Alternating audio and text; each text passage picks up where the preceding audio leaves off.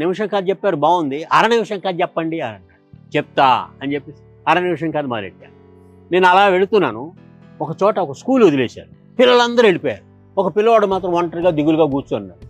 పాపం ఈ పిల్లవాడిని ఇంటికి ఎవరు తీసుకెళ్తారో కనుక్కుందాం అని దగ్గరికి వెళ్ళి, బాబు నిన్ను ఇంటికి తీసుకెళ్ళడానికి ఎవరు వస్తారు, మీ అమ్మ వస్తుందా అని అడిగాను. నాకు అమ్మ లేదుగా అని అన్నాడు. అయ్యో పాపం అమ్మ లేదు. మీ నాన్న వస్తాడా అని అడిగాను. నాకు నాన్న లేడుగా అన్నాడు. అయ్యో అమ్మ నాన్న లేని అనాథ అనుకుంటాను అని చెప్పేసి, మరి నిన్ను ఇంటికి తీసుకెళ్ళడానికి ఎవరు వస్తారు అని అడిగాను. మా మమ్మీ డాడీ వస్తారు అని. అయ్యో తెలుగు, వాడు కాదు అనాథ, నువ్వు అనాథం అయిపోయావు. ఈ రోజుల్లో పిల్లలకి అమ్మా నాన్న అంటారనే తెలియని పరిస్థితి ఏర్పడింది అని నాకు బాధ అనిపించింది. ఆ పక్కనున్న అతనికి కోపం వచ్చింది. ఏం సార్ మీరు మాట్లాడితే తెలుగు అంటారు, ఈటీవీ తెలుగు వెలుగులోని 100 ఆదివారాలు 100 కథలు చెప్పారు తెలుగు భాష మీద, వేరే భాషలు అక్కర్లేదా అని. ఎందుకు అక్కర్లేదు, దానికి పావు నిమిషం కథ చెప్తా వినండి అని. చెప్పండి అని.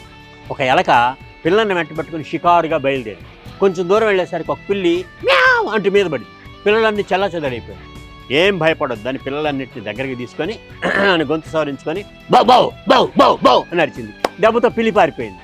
చూసారా, అవసరానికి సెకండ్ లాంగ్వేజ్ పనికి వస్తుందని పెద్దవాళ్ళు చెప్తూ ఉంటారు.